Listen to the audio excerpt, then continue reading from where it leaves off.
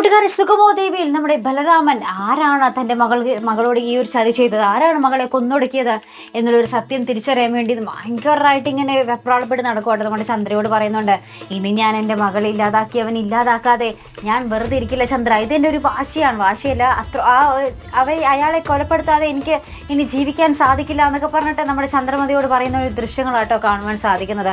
അപ്പോഴത്താണെങ്കിൽ നമ്മുടെ സിദ്ധാർത്ഥൻ നമ്മുടെ നന്ദനോട് പറയുന്നത്, നമ്മൾ ഇനി കരുതി മുന്നോട്ട് പോകേണ്ട ഒരു നിമിഷങ്ങളാണ് വരാൻ പോകുന്നത്, നമ്മൾ എന്തായാലും കരുതിയിരുന്നേ പറ്റൂ, നീ ആ ഒരു പ്രതീക്ഷ കൈവിടാതിരിക്കുക നന്ദ, നമുക്ക് ബാക്കി നോക്കാം എന്നൊക്കെ പറഞ്ഞ് നമ്മുടെ നന്ദനെ ആശ്വസിപ്പിക്കുന്ന സിദ്ധാർത്ഥനെയും കാണുവാൻ സാധിക്കുന്നുണ്ട് കേട്ടോ.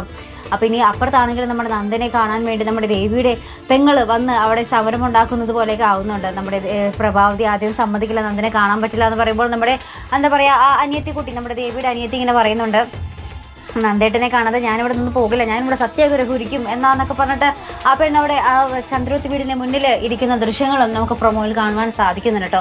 അപ്പോൾ എന്തായാലും ഭയങ്കരമായിട്ട് അവസാനം പിന്നെ ഒരു പ്രത്യേക സീൻ എന്ന് വെച്ചാൽ നമ്മുടെ പ്രകാശ് നമ്മുടെ മീരയുടെ ഒരു ചിത്രം വരയ്ക്കുന്നുണ്ടായിരുന്നല്ലോ, അത് നമ്മുടെ ഗിഫ്റ്റ് പോലെ നമ്മുടെ ബലരാമൻ്റെ കയ്യിൽ കൊണ്ടുവന്ന് കൊടുക്കുന്ന ദൃശ്യങ്ങളും നമുക്ക് കാണുവാൻ സാധിക്കുന്നുണ്ട്. സത്യത്തിൽ ആരാണ് നമ്മുടെ മീരയെ കൊന്നൊടുക്കിയത് അല്ലേ? നമ്മുടെ പ്രകാശായിരിക്കുമോ, കാർത്തികേയനായിരിക്കുമോ? ഒട്ടും എന്താ പറയുക, പിടികിട്ടാത്തൊരു കൊലയാളിയാണ് നമ്മുടെ മീരയുടെ കൊലയാളി. ഇനി അത് ഒരു വമ്പൻ ട്വിസ്റ്റായിട്ട് തന്നെ നമ്മുടെ സുഗമോദേവിയിൽ ഇങ്ങനെ ഒളിഞ്ഞു കിടപ്പാട്ടോ.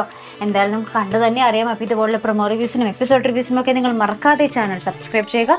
അടുത്തൊരു വീഡിയോയുമായി വരുന്നത് വരയ്ക്കും ഗുഡ് ബൈ.